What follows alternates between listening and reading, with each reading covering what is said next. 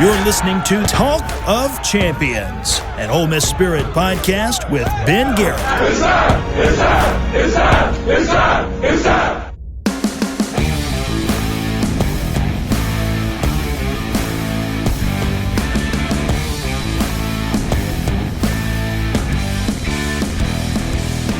Hello again, friends, and welcome inside the Riverland Roofing Studios, the little house up top for Riverland for all your roofing needs. It's Riverland Roofing, 662-644-4297. You can visit them online at riverlandroofing.com. This is Talk of Champions, and I'm Ben Garrett. That's Spirit Ben on Twitter. I write and talk about your Ole Miss Rebels all day, every day at the Ole Miss Spirit, omspirit.com, affiliate of On 3, and this week only, you can get a subscription if you haven't already. If you haven't joined us, first of all, where you been? But second of all, if you wanted to finally take that plunge, this is the perfect week to do it. You can get a new sub to the Ole Miss Spirit for as low as $1 this week. So come join us, talk about Ole Miss and Arkansas this weekend at 11 a.m. Central Time in Fayetteville, a historically house of horrors for Ole Miss football. 2-13 all the time, which is interesting, made more interesting, I guess, when you consider that this will be the 71st time these teams have played. That is the fourth longest played rivalry in Ole Miss history, but yet only 15 in Fayetteville, and Ole Miss is 2-13 in those games. So hopefully they're able to buck some trends this weekend, keep this ball moving, rolling down the field as Ole Miss makes its final last-gasp push for the college football playoff. Fortunately, the field is exactly where Ole Miss kind of needs it to be right now. A bunch of 6-2 teams, or the teams that do have only one loss, like a Texas A&M, look gettable. Marcel Reed, old friend Marcel Reed, looks pretty dang good for Texas A&M, former Ole Miss commitment. But assuming that Ole Miss can win out, beat Arkansas this weekend, Georgia next, they should make the playoff, I would assume. 24% chance as of today, which is October 30th, 2024. That only gets better with more wins. And let's be honest, it shouldn't be here. It shouldn't be at this point. Losing to Kentucky was and still and will forever be one of the worst losses in modern history. Let's just get that out of the way. Let's just accept it for what it is, guys. Losing to Kentucky was awful. And it gets worse and worse with each passing week as Kentucky just can't win a game. So, knowing what we know about Ole Miss going into this weekend, it's going to be a tricky game. Taylon Green's a dual-threat quarterback for Arkansas, can really challenge Ole Miss both vertically with his passing game and also with his legs. Got a great running game. A defense is playing pretty well. Lane Kiffin was on the SEC teleconference right before I jumped on here to do Talk of Champions. I listened in. Nothing really to learn from that as far as injury updates or anything crazy. He was asked a bunch of big-picture questions, like the rushing the field issue with fines going to the visiting team now because LSU will have to pay Ole Miss $250,000 for rushing the field following its overtime win over Ole Miss, 29-26, a couple of weeks ago. And it was really interesting because Lane's response was, first of all, I didn't know that. I didn't know that we were getting paid for that. Of course he wouldn't know that. I mean, he's deep off in the day-to-day, week-to-week minutia of a season. Those big picture things, like Washington State, having to add Washington State, which he was asked about as well, in place of Wake Forest, who unceremoniously dropped out after getting whipped in September. So now Lane's getting asked some questions about an LSU storming the field when they were the underdog. Now, typically, we as Ole Miss people know, Ole Miss LSU, that's the rivalry of rivalries for Ole Miss outside of state. And it's always been, has that rivalry heated, pretty competitive, but LSU is favored in it usually. But Ole Miss hadn't won there since 2008. And his response to finding out that LSU is going to pay Ole Miss $250,000 for rushing the field for beating Ole Miss was that at least our program's changed from where it used to be. That's what he said he thought on the field. As the fans are storming, well, LSU storming the field against Ole Miss. At least we've changed the program in that way. I was all positive vibes this week. Ole Miss beat Oklahoma last week. What is there to be complaining about? I mean, at this point, we know what it is. Win out. Fulfill the prophecy that you yourself laid out, Lane. I don't understand who this Lane Kiffin is right now. It is bizarre. On Monday, he made a sarcastic remark about how, well, if we don't win a national championship, some of our fans won't be satisfied. First of all, I think he was joking. I think Lane was just trying to make light of it. But if he wasn't, before we deep dive into some other things here on Talk of Champions, Lane, you're the one that set these expectations. You don't lower them now because your team pooped the bed a couple of times. You hold yourself to that expectation, to that goal that you set months and months and months ago. I don't know who he is right now. This is not the Lane Kiffin we're used to seeing. The Lane Kiffin that before Alabama takes his headset off, says, get your popcorn ready, and tosses it. They lose. And he comes in and says, we're here to be great, not good. What do you call 6-2 and 2-2? Good. Not great. Of course Ole Miss fans are disappointed right now. That Kentucky loss is bad. It's going to go down as one of the worst ever. I contend, here's a hot take for you on Talk of Champions to get us started. That Kentucky loss is worse than 4th and 25 ever was. Now, we can have a conversation about that if you want to drop some knowledge on me. Email me, ben.garrett@on3.com. Get on this show. Drop me a voice recording or join the Ole Miss Spirit. This week only $1, as low as $1 to get a new sub to the Ole Miss Spirit, omspirit.com. Tell me about it on the message board. We talk about this stuff all day, every day. Hit me up on Twitter, @SpiritBen in my mentions. That Kentucky loss is worse than 4th and 25 ever was, and it gets worse and worse as the weeks go on. Losing to LSU, you're right. Them storming the field, it is different. You did change that. Thank goodness you did. Ole Miss fans have changed the way they look at losing to LSU. It used to be one of the titans, the Goliaths, for the Ole Miss David to conquer. Not anymore. Not anymore. Your favorite, heavily favored, you went in, or maybe not heavily favored, but you went in, and when you played the game out, as producer Flip again made note, doing the math on the spreadsheet, should have been a 45-16 win, but your offense let you down. This is positive vibes only week. Arkansas is coming up. There's no time to be thinking about this, and yet Lane keeps bringing up or keeps lowering expectations that he himself created. It's bizarre. It's bizarre. And it leads me to what we're talking about today on Talk of Champions. Yes, Ole Miss has changed its entire outlook on what it's supposed to be. We've talked about this before. But Lane, you're the one that said, we don't want to be good, we want to be great. We expect our fans to think that way as well. They are. And they're showing up. They showed up again for Oklahoma in a game that was an 11 a.m. kickoff, 70,000 people in the stands. The Grove is packed out. You got Oklahoma fans talking about how amazing the Grove is. They've never seen anything like it. And yes, Oklahoma's a name opponent, but they were doing this. Ole Miss fans were doing this for Middle Tennessee State, for Furman, those 4 cakewalk non-cons that didn't prepare you for the SEC. This is what you came here for. That's what you told Ole Miss fans you came here for, to be one of those big blue blood programs that the LSU stormed the field of. You turned Ole Miss into the destination job that many thought you were pursuing and using Ole Miss as a stepping stone to.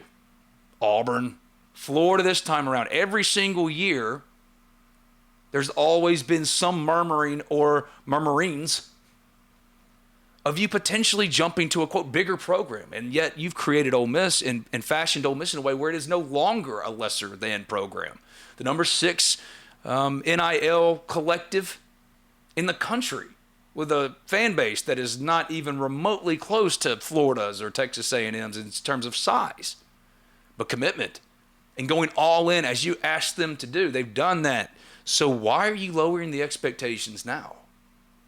Why are you talking about in your Monday press conference the dissatisfaction in your fan base that you told them after you hung in there against some teams early on in your career but lost closely? No moral victories. Okay, then no moral victories. Why the hell did you lose to Kentucky, who hasn't won an SEC game since? Did anything new or different jump out to you from evaluating the tape that you maybe didn't catch quite away from the OU game? I thought Jackson played really well. Was really accurate with the ball, especially without his, probably the best receiver in the country not playing. So I thought he played really well, and I thought we pass protected well against a defense that has a great rusher. And I thought we settled down on defense with the new play caller early, and they kind of ran a lot of tricky type of stuff and kind of took a lot of different shots that way. And then we settled down and played great defense in the second half. And I think after rewatching it too, that's a good win, and I told our guys today, don't let people outside of this room steal your joy about winning in the SEC, especially by 2 scores and dominating a second half. So it's kind of the world we live in around here now, and people have these expectations that you got to win by so many points, and I think that's probably happens at a lot of places with playoffs and all the fan excitement about that, and not just do you win, but how much do you win by. So I want our guys to make sure that they understand when you win in this conference and you win by 2 scores and play a dominant half like that, there's things to work on, but also, enjoy it too, or you just kind of end up winning and being miserable. It's bizarre. It's a strange place that we find Lane Kiffin in. Not recognizable from the dude we saw for 4 years here, for the first 4 years. The confidence, the bordering on arrogant confidence that everyone in Oxford embraced. And now you go on the SEC teleconference and say, well, at least we changed the culture where LSU is storming the field against Ole Miss. If you were at Florida, if you were at LSU as the head coach, Auburn, and any of those other teams, opposing fans, stormed the field after a win, you wouldn't bat an eye. Of course they did. But now you're telling Ole Miss to act like little Ole Miss? Oh, it's okay, guys. Listen, if we make the Cap One Bowl after talking about the last dance, after talking about, I was in the room. Again, I was in the room when Jared Ivey didn't bat an eye, or you didn't bat an eye when Jared Ivey said, this season's about a natty. A natty. These are conversations that never had happened before at Ole Miss, outside of the fantastical. Of course, we as Ole Miss fans want to talk about Ole Miss in that way. Can Ole Miss do this to get to the highest level and be a contemporary with the Georgias and the Alabamas and the LSUs? Now, it's debatable that Ole Miss is in that company. They're not, according to the AP. They dropped a spot after Oklahoma to number 19. However, you told Ole Miss fans to believe in that way, to treat the program in that way, to commit to NIL. When you flirted with Auburn, they got scared and they poured millions and millions into your NIL. Who is this Lane Kiffin right now? It's so strange to me.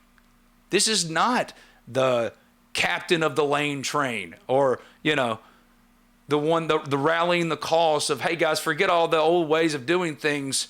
The Lane train is here and it's full steam ahead. This is strange. Now you're acting like a We Are Ole Miss head coach. Houston Nutt did the same thing to my guy Neil McCready. Not the same. Far worse extent. He was 2-10, and Ole Miss lost. I can't remember the game, but they lost terribly in that terrible season. And he jumps on Neil. Wasn't no 29, whatever. Wasn't no 59-10. Was it, Neil? We're used to this as Ole Miss people. We've seen this. Media, fans, we know what it's like when coaches come in, talk a big game, and the minute they're held to account for their own actions and words, go, well, wait a second. Y'all are just Ole Miss. To hell with that. What are we doing here? No. Yes, LSU should storm the field against Ole Miss in 2024 because Ole Miss was top 10 ranked and considered a national championship contender. You did that. You deserve all the credit for it. You did that. But now, because you suffered some disappointments, now you want to play that, well, Ole Miss used to be the... No, this is year 5. In year 1, year 2, okay. COVID year, when you're just trying to recover from the Matt Luke years, fine. This is not that.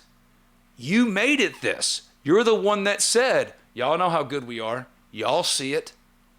And yet when we say, yeah, you did say, we did think, and you said, confirmed it, Ole Miss is good. Ole Miss should be among the elite. Ole Miss should be disappointed by losing to a Kentucky, even an LSU at home. We agree. No, wait. You're Ole Miss. No, that's not how this works, Lane. I'm asking for a return to the Lane train experience. Owning your stuff. Owning your stuff. That's what matters here. You've demanded it from Ole Miss fans. You demanded it from your players. Now, there is some point of contention in regards to have the players gone, bought all in. Micah Pettis was a late scratch for Oklahoma. And Lane made took a not so subtle shot at him when he talked about the issues and penalties on the right side. That is Micah Pettis. Now, we've all been saying this. Not just me, the stupid ginger Shrek on your television screen, YouTube screen. Fans that have eyeballs and understand football at the most basic level could see that. And yet when you're called on these things, where's so-and-so? Why is this not happening? Aiden Williams, he was balling out. You need some wide receiver help. He's nowhere to be found. Where are the tight ends when you finally rediscover the middle of the field when you can't force feed Trey Harris? Charlie Weiss was your hire. Your guy. You didn't have to hire him. He has always been your dude, your friend. You had other options. And let's be honest, that search wasn't particularly deep. Didn't go far down the rabbit hole looking for the best guy. You went and hired your guy. No one knocks that when the results are what they're supposed to be, as you said they were going to be, what they needed to be, and what the expectation should be. Not good, great. 6-2, 2-2 is good, not great. There are issues. You lost to Kentucky. You lost to LSU. And this Arkansas game is going to be really, really tough. Arkansas absolutely put it on Mississippi State. Now, Mississippi State is an absolute mess. But I look around. Joe John Finley's a former assistant of Lane Kiffin's. He got to call the plays for the first time against Ole Miss on Saturday. It looked like an Ole Miss offense. Disjointed, big plays at times. State, it's Dollar General, Lane Kiffin with Jeff Lebby. You see sprinkles, if you will, little flashes of what Lane Kiffin's offense was, or what Jeff Lebby's offense was here under Lane Kiffin. But it's all a variation of the same thing. And in 2024, defenses have kind of figured it out. And what adjustments have been made then? If it's not personnel, maybe it is for you, Lane. Maybe it is a personnel issue. You took Micah Pettis down. You put in a new right tackle. He might be banged up, whatever it might be. Micah Pettis has had his issues both on and off the field every year he's been here. And that's not a personal attack on him. It's just what it is. I like Micah Pettis. I met him personally for the first time. Really got to shake his hand. Hey, man, I'm Ben Garrett. You're Micah Pettis at Ole Miss Media Day in August. And I thought he was a delight. I said, man, we got to get you on the Ivy League with Jared Ivey. And he was like, yeah, J.I.'s never mentioned anything to me. I said, because I hear you a psychopath, man. He went, you're dang right. Own it. Heck yeah.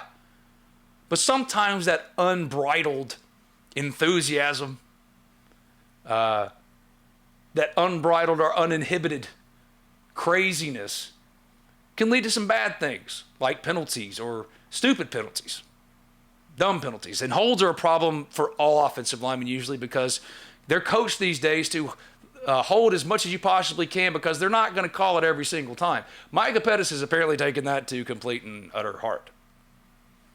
It's more than that. It is more than just in-game procedural stuff. It also includes bad decision-making, getting angry, reacting emotionally. And he's not the only one either. There are others.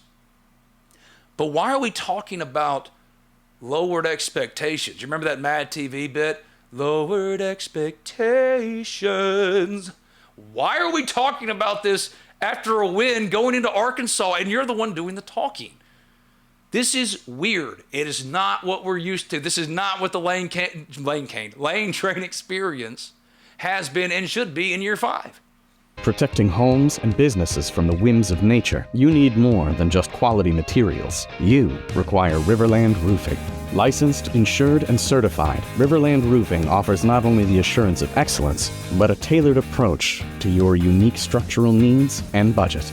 To learn more about what Riverland Roofing can do for you and the community, call them at 662-644-4297 or visit riverlandroofing.com.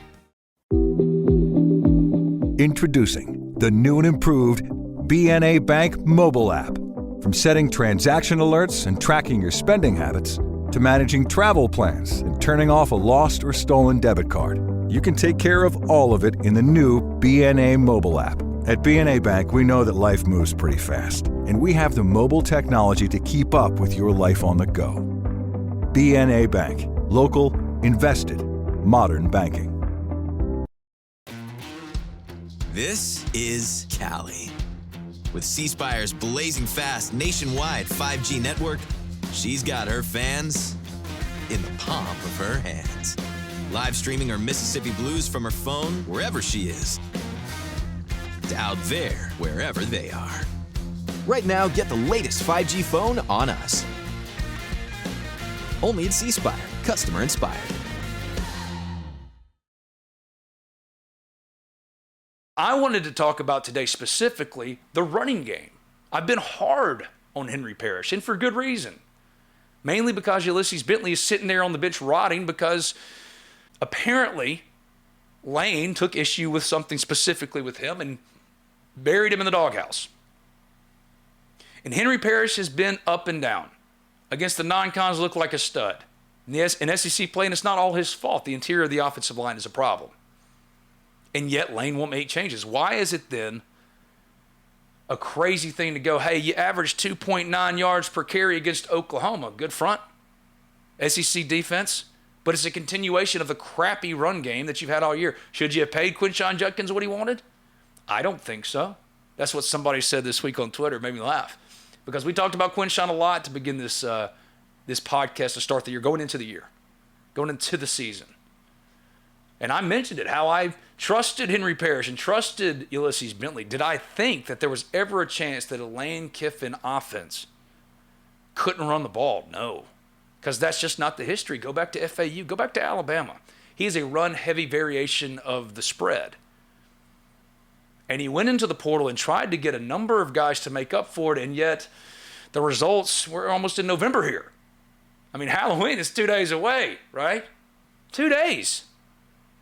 About to flip the calendar to November, and the running game is still stuck in neutral. It's not giving you the balance that has always been required for your offense. But I wanted to give Henry Parrish some credit today because I have been hard on him specifically, and it's not really his fault completely. One area is his fault, but it's been mostly for the inefficiencies in the running game. It's the offensive line, it's schematically, it's not utilizing your playmakers, your best players. And again, this is basic football. You don't have to be wearing the visor and in the Manning Center to say this. Ulysses Bentley, for a reason, was the highest graded returning running back in the SEC. When given an actual run at things against LSU, he did what he always does. Averaged 5 yards per carry. Henry Parrish then against Oklahoma gets all the carries, 15 of them, 5 of them for Ulysses Bentley, only 5 yards.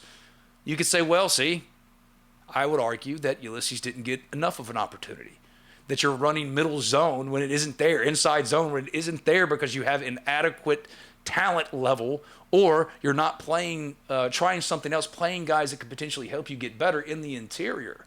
Caleb Warren's sitting over there dressed out, started for you for 3 years, and you never averaged 2.9 yards per carry against an Oklahoma. Jeremy James, he's just sitting over there. Now, I know he's got the hand thing, but he dressed out for Oklahoma. The hand injury was supposed to keep him out a month. It's been about a month. Man, that guy used to be considered, you talk about it late, an NFL caliber player. It's not supposed to be like this after a win. Why are you talking about lowered expectations? Because I think you're going to go to Arkansas in a tough place to play for Ole Miss historically and win.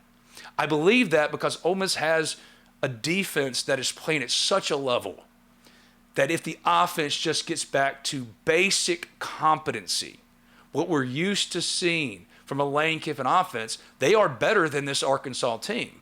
And I, long ago, because of you, Lane, said, I'm done with the We Are Ole Miss stuff. It's done. You told Ole Miss fans and Ole Miss media and anybody that would ask you, this is not what it used to be. Ole Miss is not little old We Are Ole Miss anymore. And this week, after a win, you're talking about this stuff. It's weird. It's bizarre. It doesn't track with how you've built this Ole Miss program. And all I'm asking from Lane is not to just, turn around about face and be like, let's go get them for the Gipper. All I'm asking is that you to own your stuff. Say, for example, going into the bye week, the offense had been struggling. What was the biggest beef that you had, Ole Miss fan? What did you complain most about? Charlie Weiss. Lane, you don't have to throw your man under the bus. You don't even have to make a change if you don't want to. Outside of, at the end of the day, it doesn't matter who your coordinators are, who your players are. You are judged by your results. You, the head coach, it ultimately falls to you. The bill always comes due for the head coach, right? If Ole Miss in 2024, even at 6-2, 2-2, which is good but not great, and the reason it's not great is because you, the offensive-minded or the offensive guru, the offensive-minded head coach guru, your offense is struggling. Why would you not say, hey, look, I recognize this is my program. It ultimately falls on me. I'm going to take over play calling duties for the foreseeable future. You're not throwing Charlie Weiss under the bus. You just say, hey, the buck stops here. It's my offense ultimately. That's what I was brought here to do. I accept that. I'm going to fix it. Unless you're wanting to defer accountability or deflect accountability, which is exactly what you're doing when you say things like, well, according to some of our fans, if we don't win a championship, that's not good enough. Yeah, of course it's not. Or making the playoff. Some of us didn't say, hey, go win a natty like Jared Ivey did, my guy. Some of us just said, make the playoff. And I think if you look at the playoff field as it's currently constructed, that is not a ridiculous thing to say. Go beat Arkansas, an historically miserable place for Ole Miss to play. I saw Deuce and them beat them way back. I remember. But I also remember after Laquan got hurt, Ole Miss and Bo Wallace and the program just in the absolute emotional ditch. Go out and get boat raced. Or a couple of years ago, with a better team, you went in with Zach Evans, who's a monster, Quinshon Judkins, who's a monster, both of them 1,000-yard rushers for you. Well, I think Zach might have been a little bit under. Still, monster running game. What you do not have this year, and you got your ass kicked. Fayetteville's hard for Ole Miss, but you told Ole Miss fans don't think that way, so they're not. So don't ask why or question why now. You're the one that took the headphones off and threw them and said, get your popcorn ready, and got your butt kicked. You told Ole Miss fans to believe in a different way, and they have. So the only way to get this back where you said it was supposed to be, where you said the goal was going to be, go beat Arkansas and Fayetteville. It doesn't make up for all the bad things. It doesn't make up for the worst loss, in my opinion, in modern history against Kentucky. And yeah, they got a great defense. They got not a great defense. Let's slow down. They've got some great NFL caliber players on that side of the line, because you see the other games they've played, they've gotten their butts kicked. It's a bad loss because, Lane, y'all shit the bed. Own it.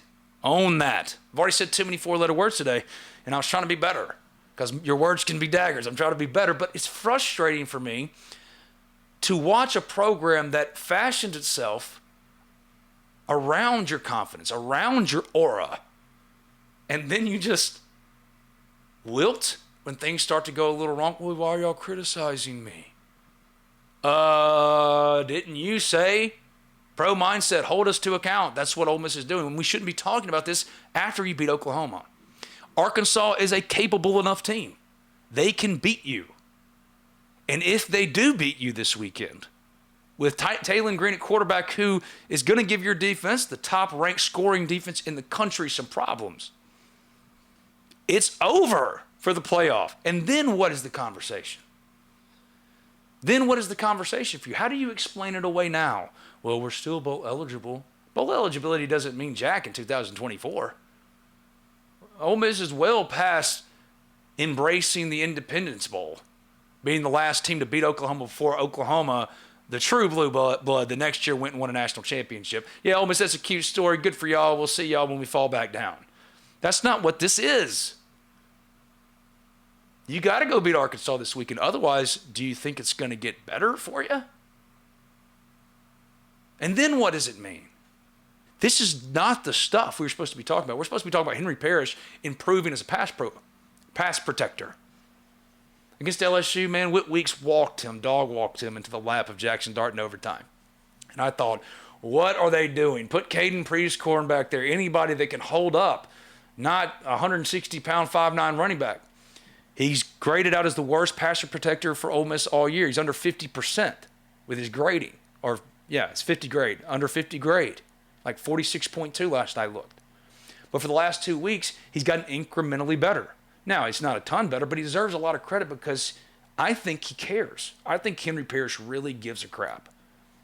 And he mentioned on Tuesday how it's a passion for him to protect the quarterback and not tote the rock, get those 100, 200-yard games, multiple touchdowns. The passion he brought up was pass pro. And he acknowledged it. He said, yeah, I haven't been great. I don't know if he said it explicitly, but he said, essentially, I haven't been great. I've been working on that specifically in my game. And he's gotten better. And that we want to talk about. We want to give those guys plaudits. A guy like Henry Parrish who knows his weakness, accepts it, and works to get better. Not excuse making. So I want to talk about these guys. Chris Paul, who you made a great comment about, Lane, on the SEC teleconference. He's been everything and more you could want at linebacker for Ole Miss. I mean, the production, yes, but the passion, the leadership that he's exhibited. I mean, this guy cares. And you yourself said it on the SEC teleconference. That's not all that normal anymore in college football. I love that quote from Lane Kiffin because it's true. It's not like Chris Paul is going to suddenly become more motivated this week because he's playing his former team in Arkansas.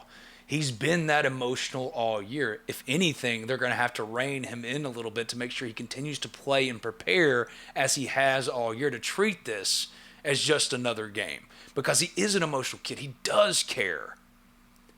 And that's what Ole Miss fans would like to see more of writ large, including you, Lane, going, look, it wasn't pretty against Oklahoma, but we did some good things. Defense is holding up. I'm not saying promise to win out. I'm not saying go out and Al Davis and say, just win, baby.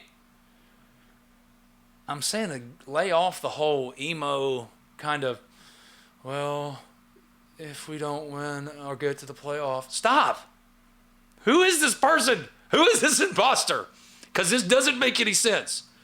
The Lane train was supposed to be unbridled arrogance. Be the bad guy. If they want to cast you as the bad guy, screw it. Be the bad guy. If they want to rank you lower because they think, oh, they're fake. Heck yes. Oh, you think we're fake? Let's go prove why we're not. Instead, you gave them all the ammunition you needed, and then you got back on track, and you're still talking about this. Henry Parrish had a 53 grade in pass pro against LSU. Not bad. Around 56 for Oklahoma. He's getting better. He's still not an efficient runner. I got questions about why you won't try new things in the interior. We've asked you these questions and no answers. I don't expect Jaden Williams back this week at left tackle, your highest graded offensive lineman this year.